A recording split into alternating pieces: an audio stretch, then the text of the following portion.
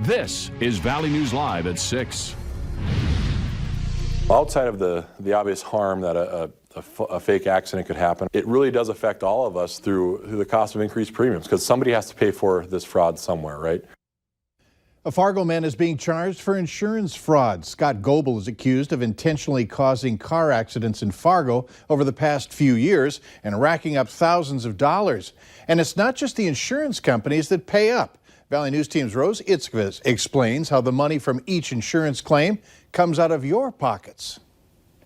Folks may believe that insurance fraud is a victimless crime. State Insurance Commissioner John Gottfried says a local insurance agency first tipped him off about a Fargo man who racked up nearly $23,000 in car wrecks. This guy's had, something like 19 claims within the last couple of months. But what many of us don't know is with every false claim, we all become victims, whether involved in the crash or not. Insurance at its very heart is basically pooling risk, right? And so we all join a pool together and put some money in so that if something happens, that money pays us out, right? Scott Goebel has been charged with insurance fraud, not only causing accidents to collect, but then trying to collect again. There are cases where it wasn't even an accident, and he's just refiling that same claim. So he's getting paid 3, 4, 5, 6 times on the same damage. Each claim filed, Gottfried says, takes more money out of our pockets.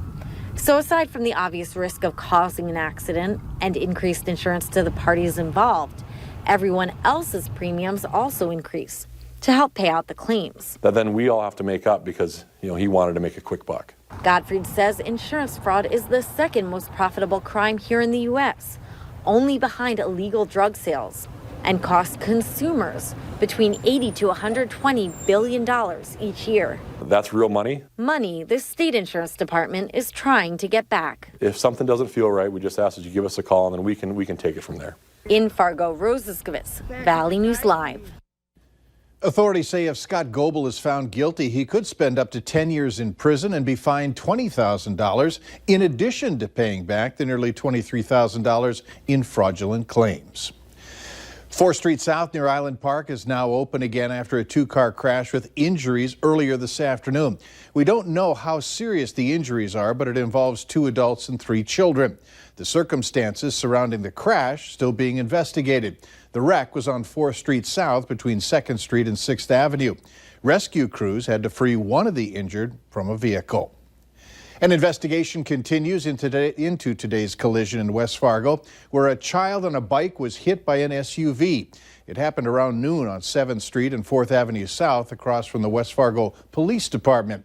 We're still awaiting word on the child's injuries. Tonight at 9 on Fargo CW and on Valley News Live 10 at 10, hear from concerned residents who live on the street where the accident happened.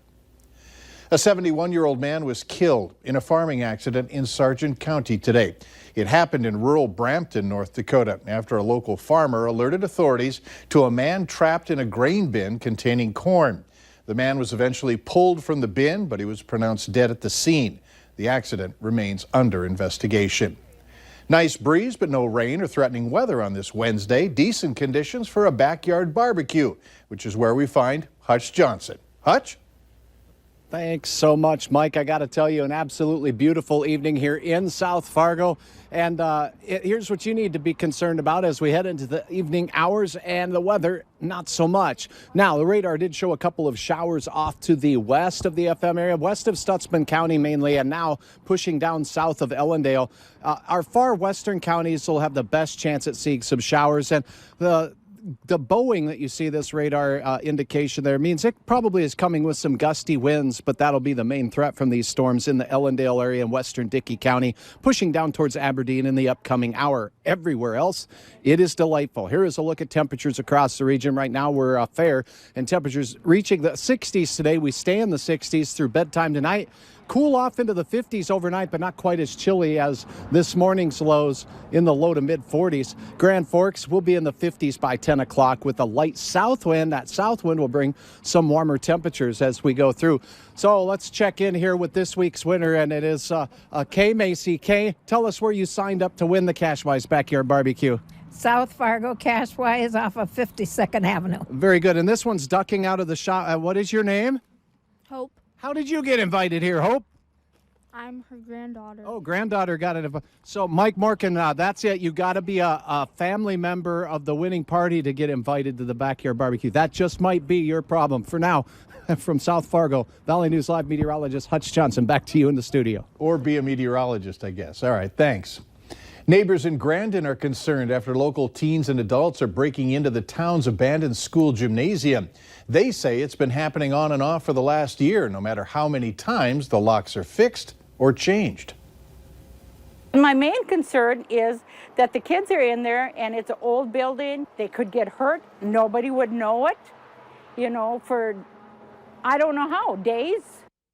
Zuther says that she hasn't ever called police since those behind the break-ins are usually already gone.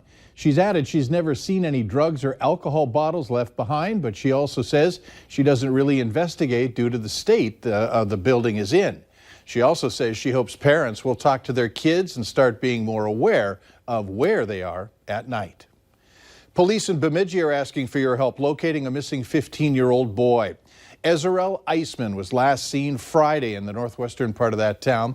Police say it looks like he left voluntarily with a friend. He's 5 feet 4 inches tall, weighs about 140 pounds.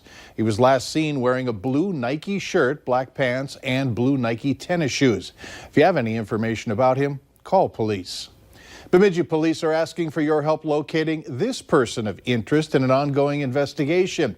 If you have any information, you are urged to call 218-556-6706 and reference photo 396. In Moorhead, police are asking for your help locating Rory Trickle. He is wanted for multiple warrants, including possession of a controlled substance. If you have any information about his whereabouts, call dispatch. The phone number is there on your screen, 701-451-7660. Fargo police are reminding you about the dangers of using illegal drugs as well as using unauthorized prescription drugs. They say while there are no good batches of illicit substances, there are definitely times where a drug hits the street that is more potent due to how it is manufactured or because of other dangerous substances that have been added to it. In addition, they say there is no quality control when it comes to illegal street drugs, and anytime someone puts an illegal substance into their body, they don't know exactly what's in it. For more information on this, you can go to our website and click on this story. The crime lab in North Dakota is dealing with more cases and has less manpower to deal with them. The lab suffered staff cuts after the 2017 legislative session. It currently has 6 scientists and 1 evidence technician.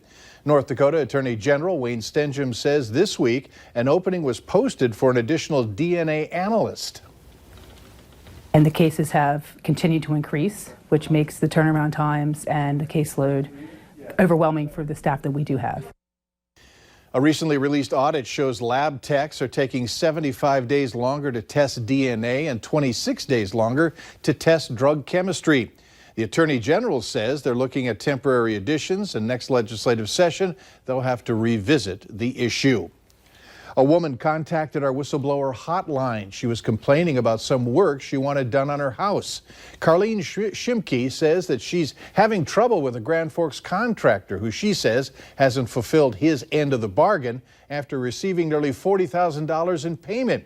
She showed Valley News Live contracts for housework with Team Lawn and Landscape and Vaughn Construction. Both are owned by the same man.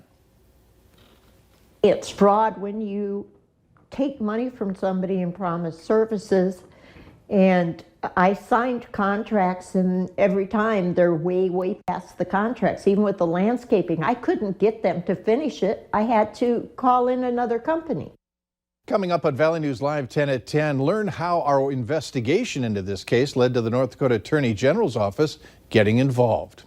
Later on Valley News Live at 6, it's time to celebrate in Moorhead as the city opens up Block E.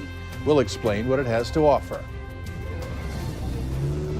But next, we'll check in from the Cashwise Backyard Barbecue on that forecast for the big Father's Day weekend ahead. I'll have those details right after this.